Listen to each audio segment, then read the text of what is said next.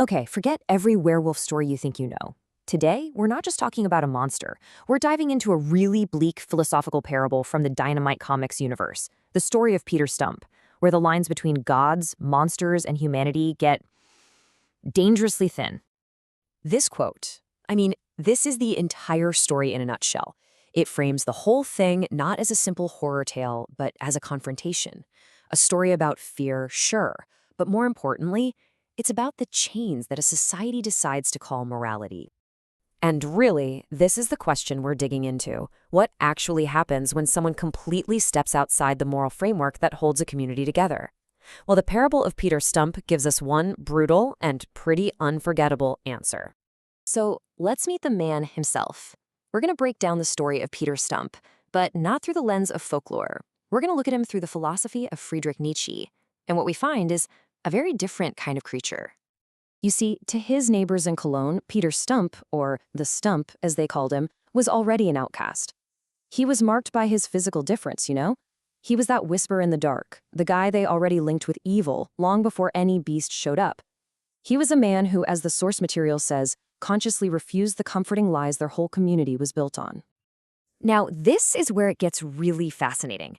The story applies Nietzsche's idea of the Übermensch. And look, this is not a hero in a cape. The Übermensch, or Overman, is someone who completely rejects the prepackaged morality of the herd and creates their own values, all based on this pure internal drive, what Nietzsche called the will to power.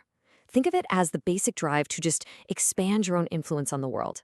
This concept, it is the absolute key to understanding Stump's whole deal. So, how did this all start? Well, his origin story isn't about some random curse or an accident. No, this is a story about a deliberate, conscious choice to just seize what he was always denied. Before he was ever a predator, Peter Stump was prey. He was a victim of his own community, a weak member of the herd who had been physically broken by their little squabbles. He knew what powerlessness felt like, intimately, and it left him with his burning desire for the exact opposite. And this, right here, is the crucial point. When Stump reached into the abyss, he wasn't asking for a savior. He wasn't praying for salvation. He was demanding raw, untamed power. He wanted to be the force that acts upon the world, not the one that's always being acted upon. So he makes a pact with the demon Mephistopheles. But here's the twist in this story. It isn't framed as a simple fall from grace. In this telling, it's a transcendence. It's an affirmation of life. Not the safe, comfy life of the village, but life in its most primal, most brutal form. He was consciously throwing out the entire herd morality that decided he was broken in the first place. Okay, so he made the philosophical choice. But what did that look like in reality? Well, his newfound will wasn't just some idea in his head, it took on a terrifying physical form. The transformation came from an alchemical serum. This is such a brilliant way to show it was a deliberate process. He drinks this stuff and endures this excruciating, fundamental restructuring of his very cells. See? This isn't a curse that happens to him.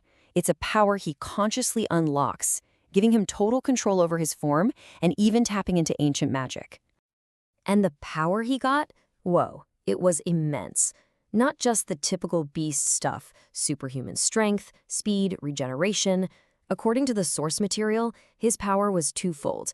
He could wield the primal, earthy witchcraft of the beast and the cold, abstract rune magic of the stars.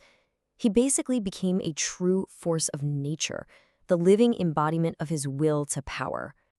All right, so he's armed with all this power and a new, self-made moral code. How did he live? Well, he lived as the Übermensch he always wanted to be, completely outside anything the villagers could possibly understand. For 25 years. Think about that for a second. A quarter of a century. This wasn't some brief, wild rampage. This was a sustained, authentic life lived by his own rules. A farmer by day, an apex predator by night. He was living in two worlds, but governed by one single will. And this slide just lays the core conflict bare, doesn't it? On one side, you've got the herd morality. It's all based on pity, safety, and what Nietzsche would call a slave morality, a system made up by the weak to hold back the strong. But on the other side, you have Stump's code, which is a direct reflection of his actions, the pursuit of power, trusting your instinct, embracing your pure, unadulterated will. It's a morality of the strong for the strong. And he didn't just reject their morality, he despised it. This quote shows his complete disdain. To him, the villagers' virtue, it wasn't a sign of goodness. It was a mask they wore to hide their fear and their weakness, a camouflage for their own cowardice. He saw right through the whole facade, and frankly, it amused him. But, a creature like this can't exist alongside the herd forever. A clash was absolutely inevitable. The individual, no matter how powerful, eventually has to face the collective. So after decades of living this double life, his reign comes to a sudden, violent end. A coordinated hunt, the collective power of the herd, finally corners the beast. And during the chase, a hunter manages to sever the wolf's paw. The next day, when Peter Stump is found with a freshly missing hand, his secret is out. His end is swift, it's public, and execution by the very people he held in contempt. But here, this is where the story gets really interesting. It's how the herd processes a truth they just can't handle. Under torture, Stump confesses everything: the alchemical serum, the rune magic, the whole shebang. But this was too complex, too alien for them. The villagers couldn't wrap their heads around a man choosing this kind of cower. So they translated it into something they could understand. A simple, familiar folktale about a magic belt from the devil. They had to dumb it down, to reduce his philosophical choice to a simple superstition to make it less threatening. And this brings us right to the chilling conclusion of this whole parable. What was Peter Stump's real crime? Was it the monstrosity, or was it something else entirely? This right here is the thesis of the entire story. His condemnation wasn't really for his actions, as monstrous as they were. No, it was for what he represented. He was living proof that the chains of their morality could actually be broken. He showed them a freedom so absolute they couldn't comprehend it, and the sight of it terrified them so much they just had to extinguish it. In the end, he wasn't just monster. He was the potential that lies dormant in everyone, that capacity to cast off all the rules and live by nothing but pure will. He was the Übermensch, and they killed him not because he was evil, but because they were afraid of the strength it takes to be that free. So I'll just leave you with this final thought to chew on.